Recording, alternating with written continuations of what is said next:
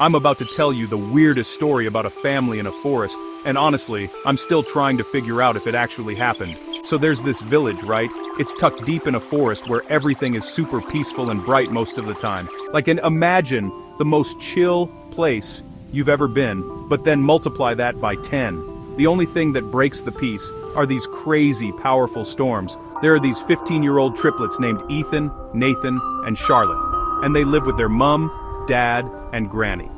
Oh, and they also have 2 cats, 4 hamsters, and a baby sister, who's only 3 months old. Can you imagine how chaotic that house must be? One evening, things started getting strange. The birds just stopped singing. Completely silent. And this weird cool draft came out of nowhere, even though all the windows were closed.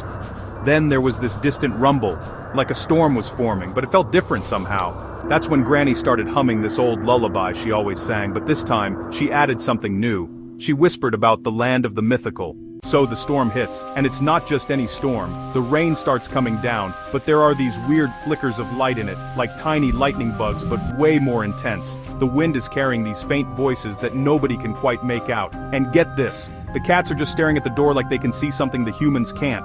The hamsters? They're tapping on their glass cage in this weird rhythm. I mean, hamsters don't usually do synchronized tapping, right? This is where things get weird. Ethan notices these glowing footprints near the forest edge that seem to warm the air around them. Nathan spots leaves on the ground arranged like arrows pointing deeper into the woods. And Charlotte? She hears Granny's lullaby echoing from somewhere ahead, but Granny is still inside the house. The triplets decide to follow these signs because, teenagers in stories always make great decisions. But here's the thing. When they step outside, the whole village is already there. All the neighbors are standing with lanterns like they've been expecting this, like they've done this before. Nobody says anything, they just nod and start walking together. And the craziest part? The storm starts to calm down right when the baby coos softly from inside the house. It's like she has some kind of connection to all of this. So everyone's walking through the forest together, following these breadcrumb clues, and it's like the whole village is in on some ancient secret. They reach this clearing where the storm has completely stopped. That's when they decide to head back home because, honestly, what else are you supposed to do? When they get back, their mom is tucking the baby into her cradle. That's when Charlotte notices something. There's this woven thread tucked into the baby's blanket, and it's not just any thread.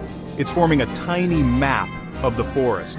Like an actual detailed map with landmarks and everything. Granny, she'll show you the way when the next storm sings. So now the triplets are left with more questions than answers. What is the land of the mythical? Why does their baby sister have a magic map in her blanket? And what happens when the next storm comes?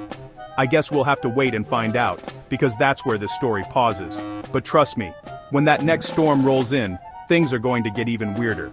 So yeah, that's the story of how a quiet forest village became the setting for something way bigger than anyone expected. The triplets, their baby sister, and the whole village are connected to this mythical mystery. When the next storm comes and the baby's map starts glowing or whatever it's gonna do, we'll be back to see where it leads. Until then, stay weird and maybe check your baby siblings' blankets for secret maps. You never know.